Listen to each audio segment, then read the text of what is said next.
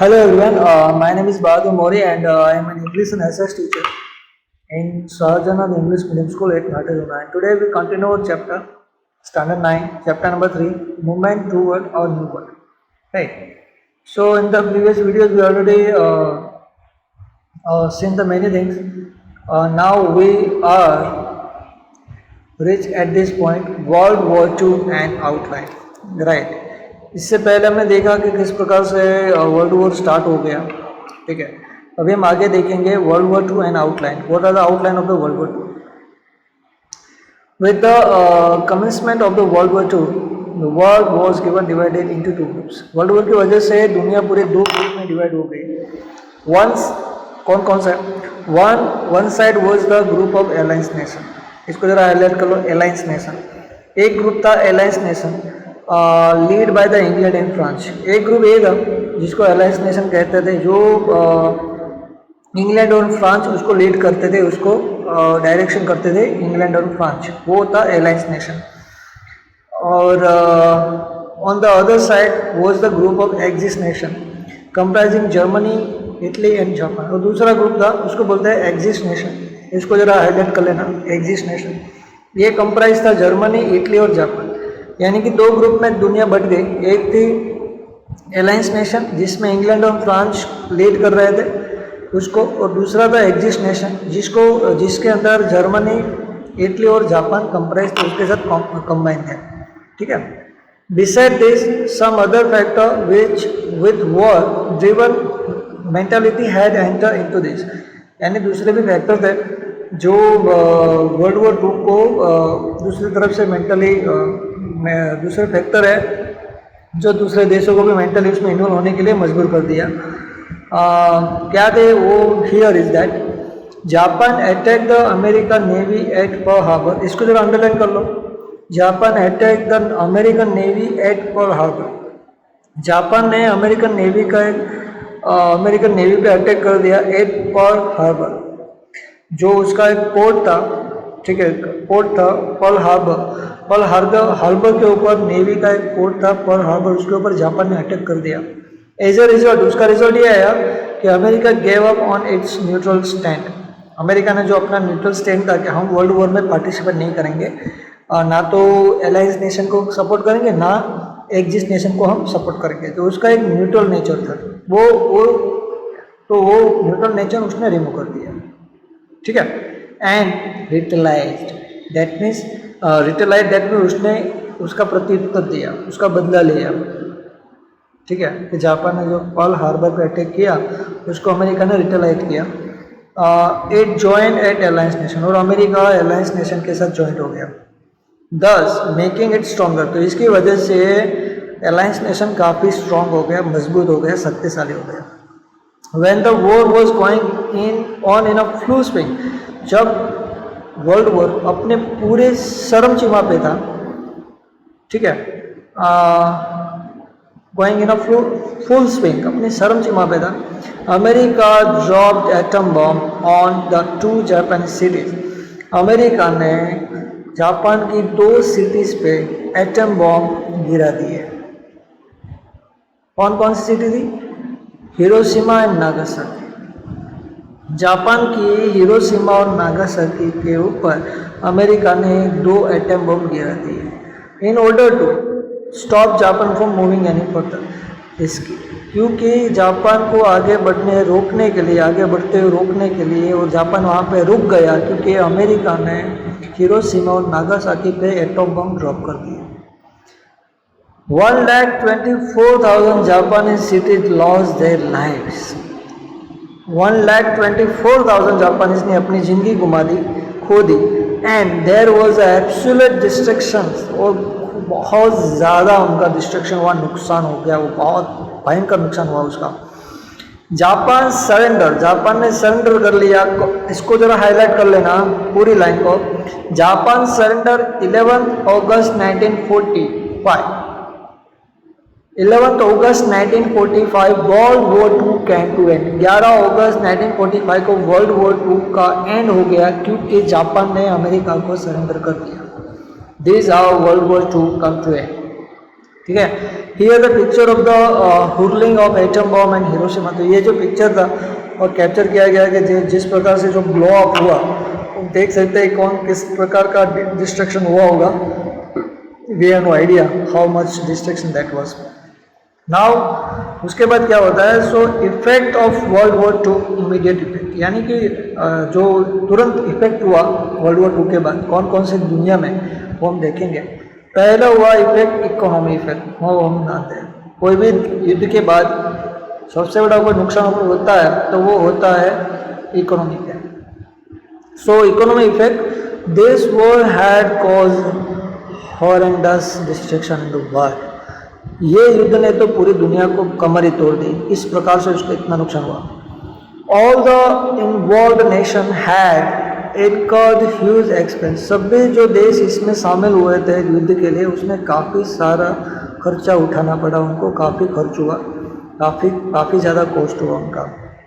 America had spend $350 billion, America ने $350 billion का खर्चा हुआ। And other nation has spend more than, और दूसरे देशों का तो इससे भी ज़्यादा हुआ, मोर देन $1000 बिलियन। सोचो, property worth the same had been destroyed too, और प्रॉपर्टी का जो नुकसान हुआ वो भी इतना ही था। England lost its property worth 2000 crore and above. England ने लगभग अपनी कितने प्रॉपर्टी का लॉस्ट हुआ उनका, 2000 करोड़ से भी ज़्यादा। About Germany one can't imagine, हम जर्मनी का तो सोच ही नहीं सकते कि उसका कितना नुकसान हुआ, देयर इज नो कैलकुलेशन, इतना नुकसान हो गया जर्मनी का, that we can't imagine. The nation of the world gave more importance to the production of arms and ammunition. ठीक है, the nation of the world, दुनिया ने सशस्त्र यानी इक्विपमेंट, आर्म्स और वेपन्स को ज़्यादा प्रोत्साहन दिया था, इम्पोर्टेंस दी थी प्रोडक्शन के लिए।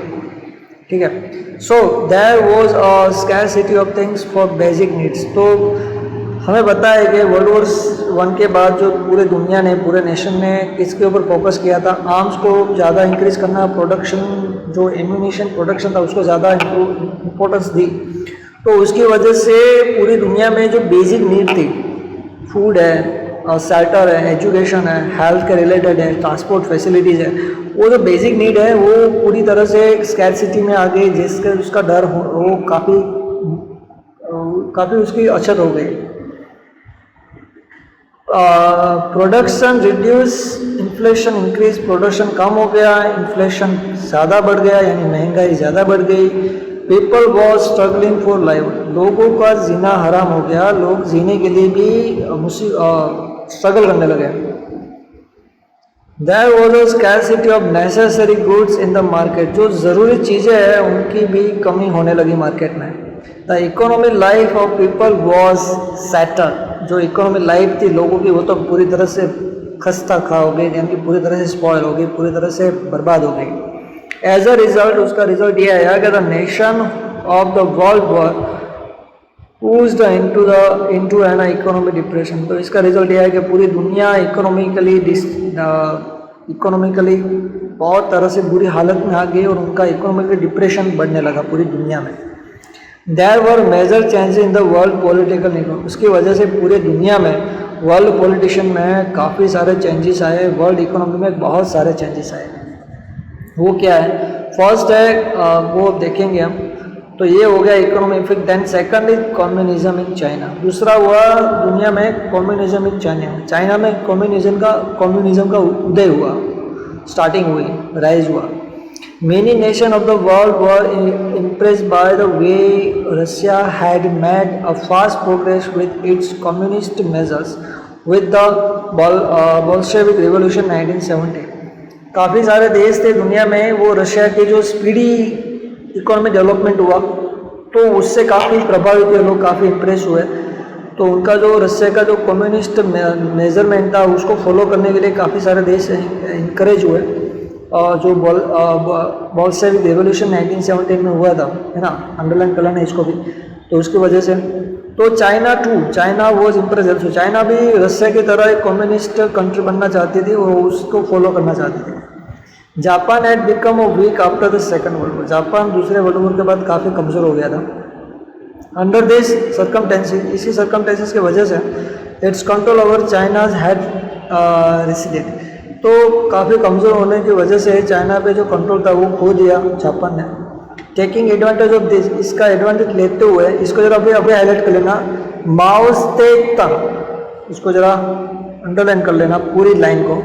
माओ से तंग establish communist rule in 1949 eight the end of a revolution in China. तो माओ से तंग करके एक नेता थे, लीडर थे, उन्होंने एक कम्युनिस्ट रूल्स एस्टैब्लिश किया 1949 को चाइना में, eight the end of a revolution in China. जब चाइना का रिवॉल्यूशन का एंड हुआ उसके बाद माओ से तंग ने चाइना में कम्युनिस्ट रूल का इस्टेब्लिश किया, जो रसिया ने फॉलो किया था। ये हो गया कम्युनिज्म चाइना। थर्ड है the beginning of cold war, long term effect. उसके बाद दुनिया में एक कोल्ड वॉर स्टार्ट हुई, जो उसका इफेक्ट काफ़ी लॉन्ग टर्म तक रहा, लंबा चला। वो देखते हैं।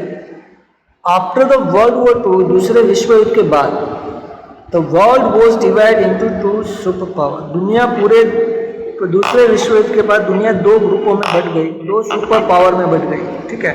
एक था अमेरिका और दूसरा था रशिया, यानी कि वर्ल्ड वॉर टू के बाद दो सुपर पावर नेशन हुए।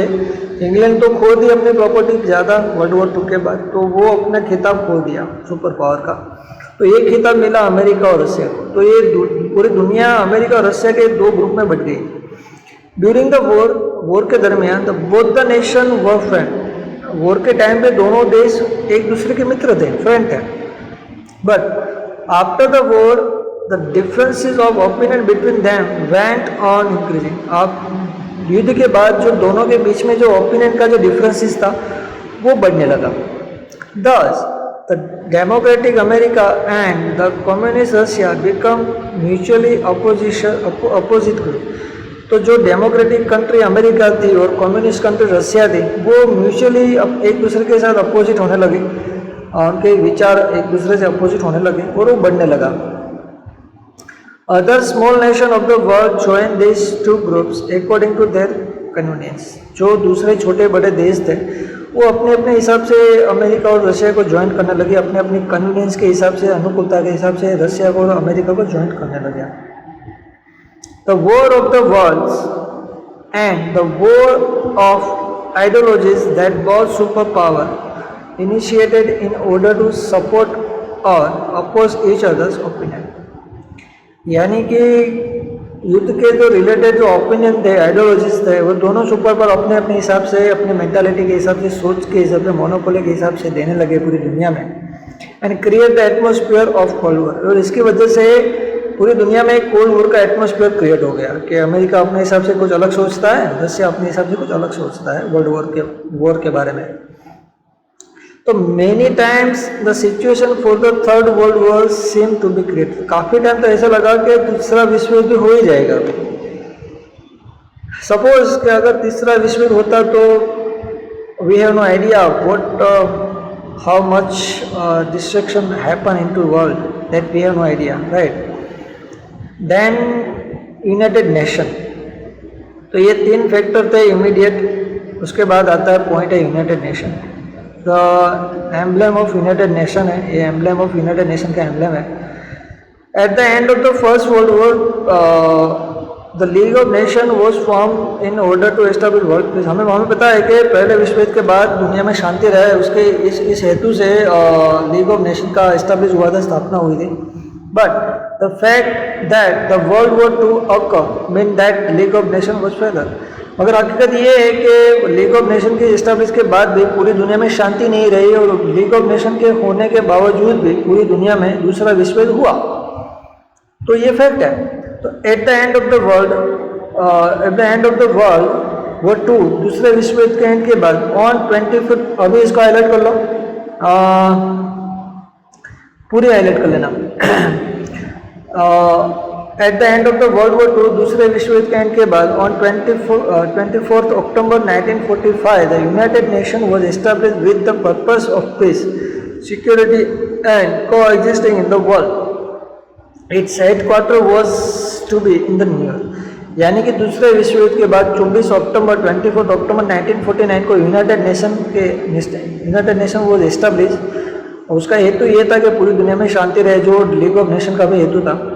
और उसका हेड क्वार्टर बना न्यूयॉर्क, अमेरिका में। ठीक है, the United nation head quarter in the new, ये पिक्चर है यूनाइटेड नेशन हेड क्वार्टर का। सभी कंट्री जो उसके मेंबर है उसका फ्लैग है। America's effort to establish United Nations had already begun from the time it joined the Second World War. America तो जब से उन्होंने पहले विश्व युद्ध में पार्टिसिपेट, सेकंड वर्ल्ड वॉर में उन्होंने जब भी ज्वाइन किया, तब से उनका ये लीग ऑफ नेशन का एस्टेब्लिश करने का स्टार्ट कर दिया था।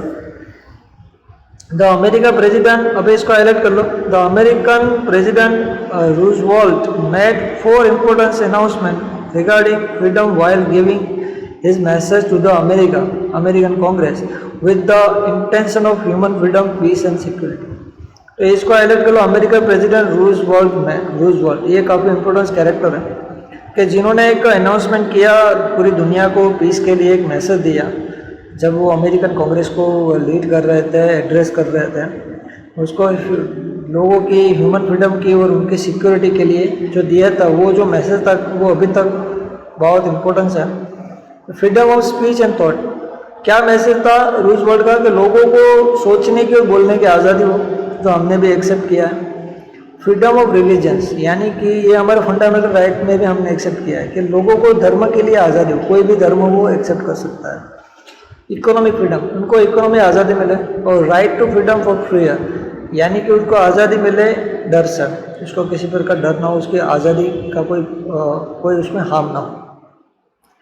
Later, President Roosevelt and the British Prime Minister Churchill prepared an 8-point agreement while they were on a ship in the Atlantic Ocean, which later came to be known as the Atlantic Agreement। इसको पहले से letter से लेकर Atlantic agreement तक bracket कर लो, highlight कर लो। तो यहाँ पे 2 मेन कैरेक्टर थे, president Roosevelt, American president Roosevelt और ब्रिटेन प्राइम मिनिस्टर चर्चिल। ये 2 इंपॉर्टेंट कैरेक्टर है पूरे वर्ल्ड में यूनाइटेड नेशन को एस्टेब्लिश करने के लिए। उन्होंने एक 8 पॉइंट का एग्रीमेंट बनाया, प्रिपेयर किया, जब while they were on ship, जब वो लोग शिप पे थे, कौन सी, अटलांटिक ओशन के ऊपर, अटलांटिक ओशन में शिप में होते, अटलांटिक ओशन में, विच लेटर केम टू नो। तो वो जब अटलांटिक ओशन में शिप में थे, उस टाइम पे उन्होंने एक 8 पॉइंट का एग्रीमेंट बनाया, उसको हम अटलांटिक एग्रीमेंट से भी जानते हैं। The agreement including matters like maintaining freedom and sovereignty of every nation, peace, security, social and economic welfare and disarmament। यानी एग्रीमेंट में ऐसा था कि पूरी दुनिया में सभी देशों को अपनी सोवरेनिटी को बचा सकते हैं, शांति के लिए, सिक्योरिटी के लिए, सोशल और इकोनॉमिक वेलफेयर के लिए, और डिसआर्मामेंट यानी कि सशस्त्र को कम करना, उसको इम्पोर्टेंस नहीं देना। ये सारा एग्रीमेंट जो 8 पॉइंट का था वो अटलांटिक एग्रीमेंट जिसको बोलते हैं, जो अटलांटिक ओशन में शिप में थे उस टाइम पे उन्होंने क्रिएट किया था, प्रिपेयर किया था। Then the foreign minister of Britain, America, Russia and China met in the Moscow. उसके बाद क्या हुआ कि फॉरेन मिनिस्टर थे ब्रिटेन के, अमेरिका, रशिया और चाइना के, वो लोग मॉस्को में मिले फॉर वर्ल्ड पीस। किस लिए? दुनिया की शांति के लिए। Which came to be known as a Moscow declaration, ये इसको जाना जाता है Moscow declaration. What is the Moscow Declaration? The Moscow Declaration is that the foreign minister of Britain, America, Russia and China met in Moscow and for the world peace, तो उसको Moscow Declaration कहते हैं। Then in November 1943, 3 superpower held a conference in Tehran। तो नवंबर 1949 को 3 super power country एक conference organise की, held की Tehran में। The representative of 15 nations prepared the agreement for the United Nations at Washington, September 1944। यानी कि 50 नेशन का 50 देश थे, 15 नेशन थे, उन्होंने प्रिपेयर किया agreement of the United nation को। कहाँ पे? वॉशिंगटन में, सितंबर 1944 को। On October 24, 1945 the 51 member nation declare the establishment of United nation. यानी तो ऑन अक्टूबर 24, 1949, इसको हाईलाइट कर लो, 51 member Nations declare the establishment of United nation, यानी कि 51 मेंबर्स देश थे, उन्होंने एक डिक्लेयर किया है कि हमने यूनाइटेड नेशन को एस्टेब्लिश किया है ऑन अक्टूबर 24, 1945 को। India also part of it, तो इंडिया भी इसका पार्ट था। जब 51 मेंबर थे स्टार्ट में, तब इंडिया भी उसका एक पार्ट था। तो अक्टूबर 24, 1945 को यूनाइटेड नेशन एस्टेब्लिश हुआ। Since then 24 October celebrate as a United Nation day all over the world. इसको जरा हाईलाइट कर लो। उस तभी से ही 24 अक्टूबर 24 अक्टूबर को यूनाइटेड नेशन डे से सेलिब्रेट किया जाता है पूरी दुनिया में। Presently 193 nation are member of the United Nation. हाल में 193 नेशंस कंट्री है, वो उसके मेंबर है, उसको हाईलाइट कर लेना, ठीक है। तो ये है, ठीक है। So now I have to post this video at this point. Next point, organs of the United Nations that we are going to know in the next video section. I hope you all got point from my side. So revision more and recall it and highlight words, write down in your fair book. So please now stay home, stay safe, take care of yourself. Have a nice day. Bye.